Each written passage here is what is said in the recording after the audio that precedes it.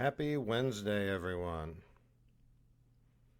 Welcome to yet another episode of Narcissistic Parents and Family.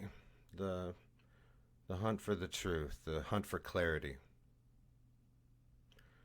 We were talking about my sister a little bit. I have one sibling.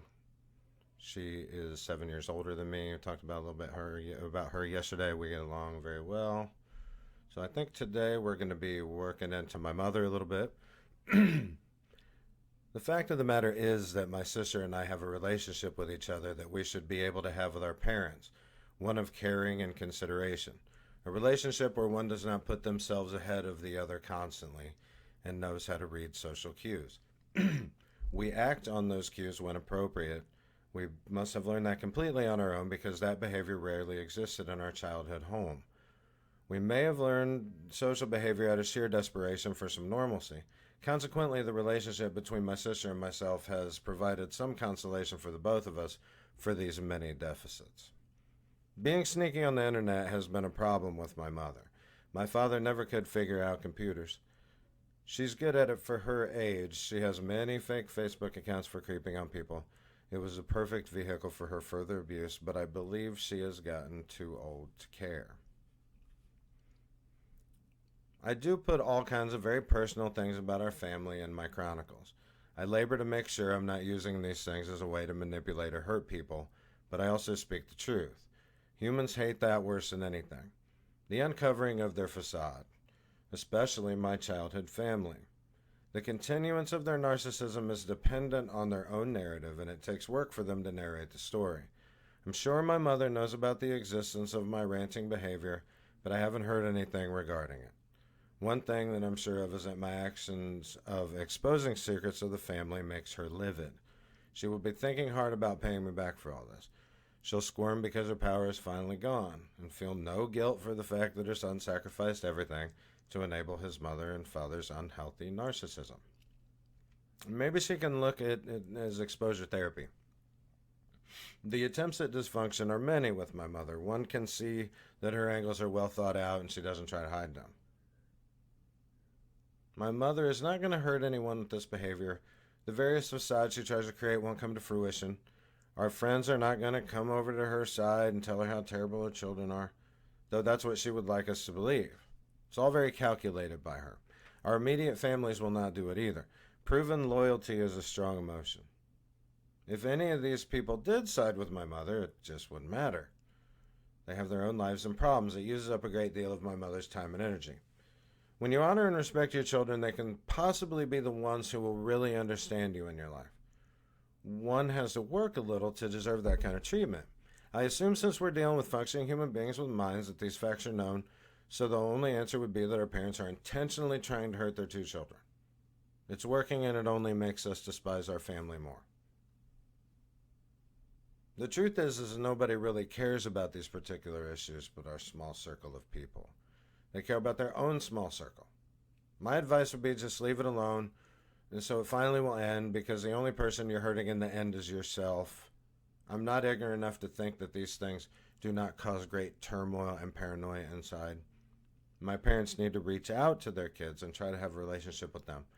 To be honest, as much as I do not respect him, at least my father stays out of it. The avoidant behavior is not the best thing to do.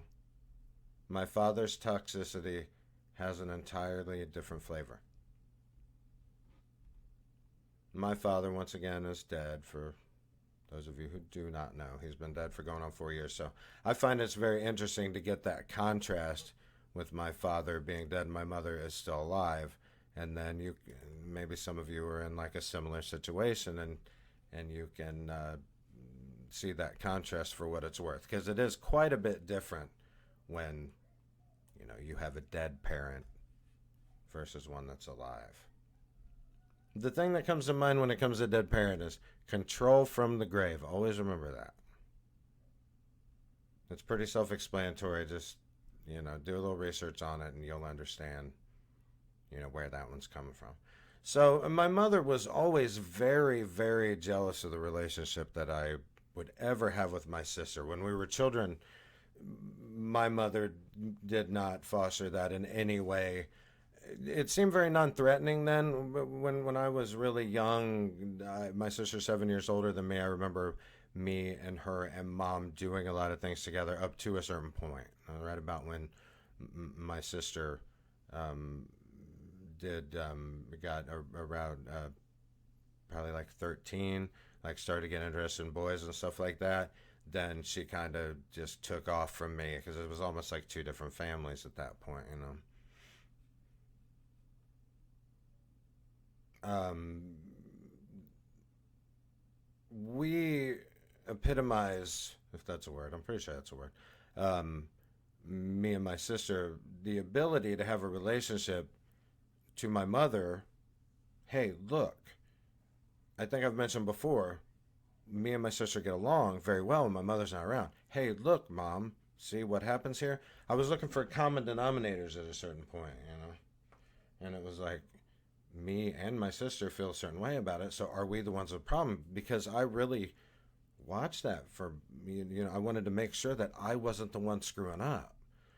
But mom just wanted to manipulate people and just be mean. She's a super mean person. Just very, like, snicker when she does it, you know. Which, you know, leads you to Facebook, and I'm sure everybody knows somebody like that. Then they get somebody that's really good at Facebook. Back in the day when you could, like, do that on Facebook, it's a little bit different now, and people don't care about it like they used to. But she had many Facebook accounts, and she would just spy. That was, you know, she just needed ammo, and then she would use her ammo in the real world, you know.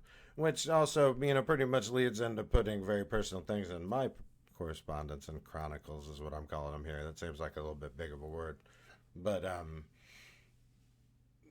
I want to make that very clear to everyone. Here I am. I'm doing it. There is a difference here. I'm not doing this to manipulate anyone. Now, one could construe an idea that would say that, you know, man, I wouldn't do that to my mother or something, like throw all this personal information out there. But she would. My sister had a book that she wrote that was similar, and you know, she got it published, and my mother flipped shit. If you say stuff about mom, she flips. She does not like him. She can say anything about you, but you can't say nothing about her at all. Exposing the family, exposing family secrets. That was one of mom's big angles. Was the secrets that she kept. Unhealthy narcissism. You're going to see come up all the time. And then I say things always like maybe she can look at it as exposure therapy, but she won't. You know, she will always go on her narrative. She used to do this thing like where she'd like try to friend our friends on Facebook. Facebook was a big thing for her to do this kind of stuff.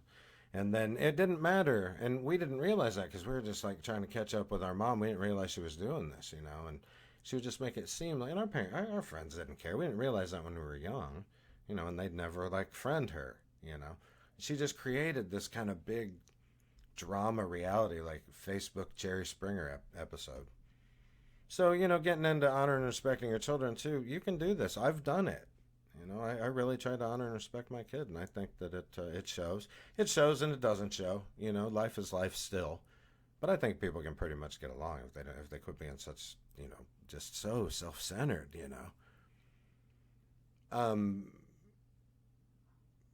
the main idea of this excerpt, you know, too, is I always think if my mother could just sit here and see and read this and really know it the same way that I'm knowing it right now, like I really feel these things and I'm really trying to be reasonable and rational with them, you know, and I absolutely I would love a relationship with my mother if I could. Me and my mother and my sister, and I would love it if when my father was alive, he could have been a great father, but he just wasn't. And you know, shit happens, you know, but atonement and healing is very important too. And I would like you to keep that in mind for sure. That it is never too late. And atonement and forgiveness are never too late. Never. Never too late. But sometimes certain things got to happen in certain situations, and you got to be mature and logical about it and do the right thing.